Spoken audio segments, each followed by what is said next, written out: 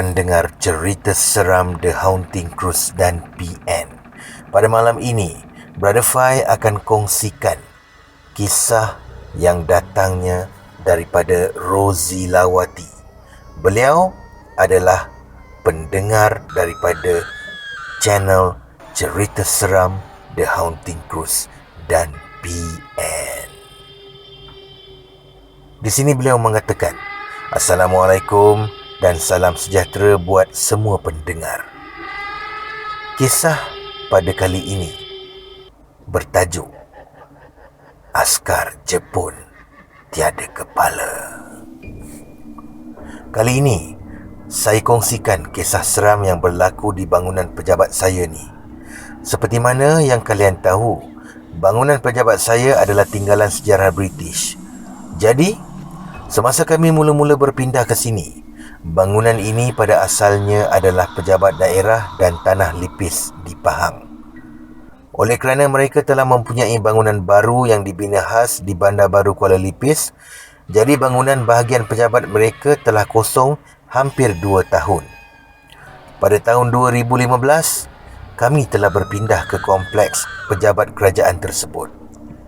Pihak JKR telah membina sebuah bilik mesyuarat dan surau berhampiran dengan tandas guna sama di kompleks ini.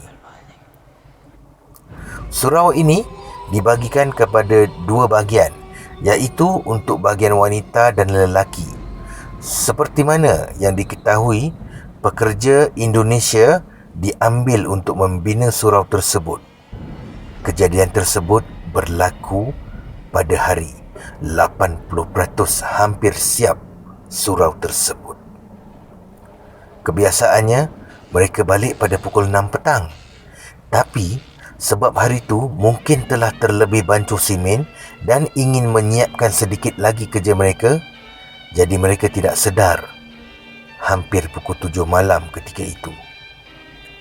Keadaan pada masa tersebut sudah mulai senja dan gelap.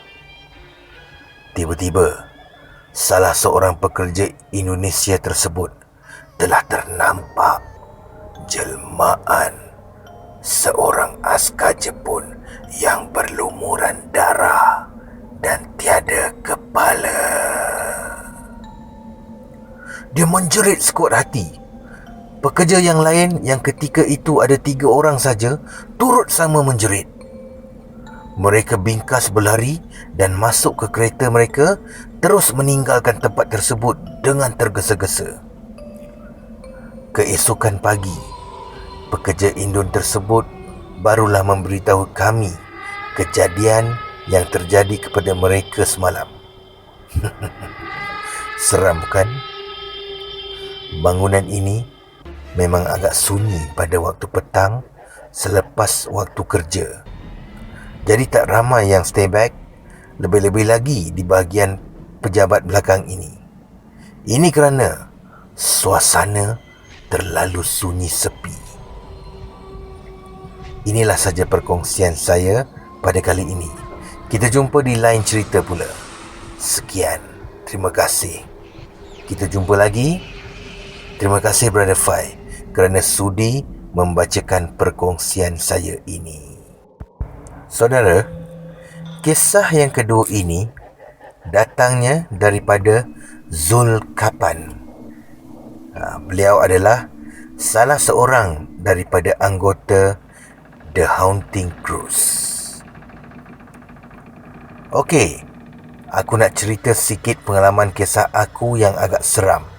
Ni bukan penampakan pocong ke, langsui ke, Pontianak ke, bukan. Tapi boleh dikatakan rare jugalah. Okey, jom dengar. Tajuknya adalah pengalaman aku di rumah kawan.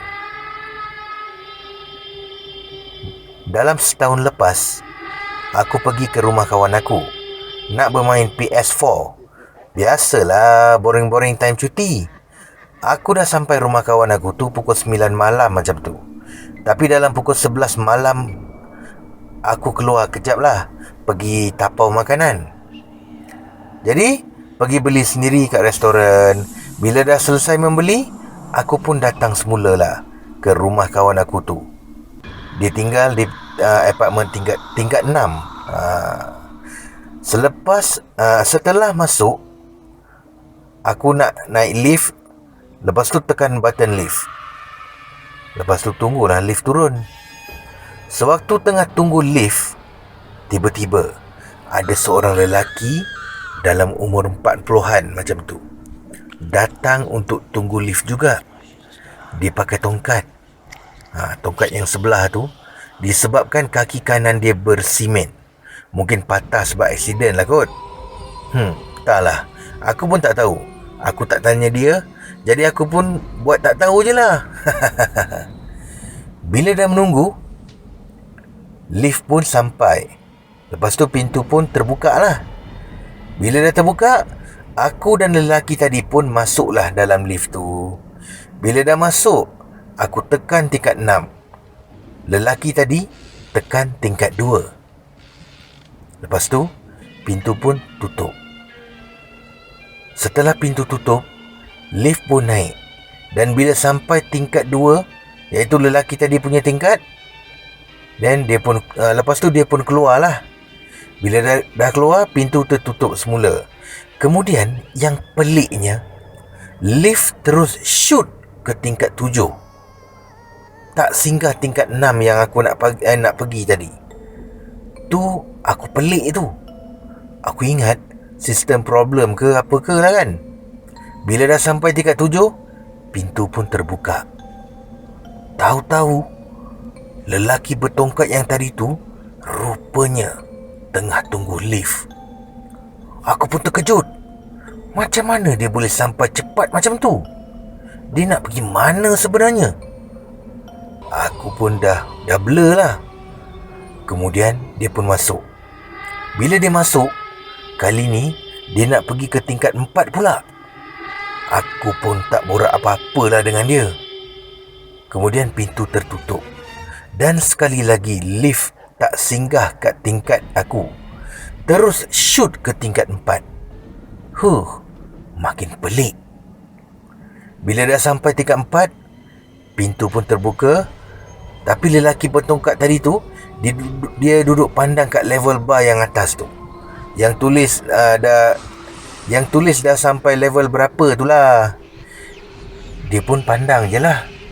Bila pintu dah nak tertutup, barulah dia kelam kabut keluar. Aku semakin pelik. Lain macam dia ni. Siapa sebenarnya dia ni Kemudian bila dia dah keluar, barulah lift naik dan betul-betul singgah ke tingkat 6. Lift itu ada 3 lift. Lift aku tu, sebelah dia ada satu lift. Lepas tu sebelah depan ada satu lift lagi, iaitu single lift. Okey, bila dah sampai di tingkat 6, pintu terbuka. Bila pintu terbuka, aku keluar dan aku terkejut. Kerana lelaki bertongkat tadi tu tengah tunggu lift yang belah depan. Yang lift single tu. Semakin pelik dan semakin hairan aku. Dia nak pergi mana ni? Siapa dia ni? Nak prank aku ke? Macam mana? Dengan tak berfikir panjang, aku pun apa lagi mempercepatkan langkah untuk pergi rumah kawan aku tu. Macam ni pun ada Siapalah lelaki bertongkat tu? Sekian.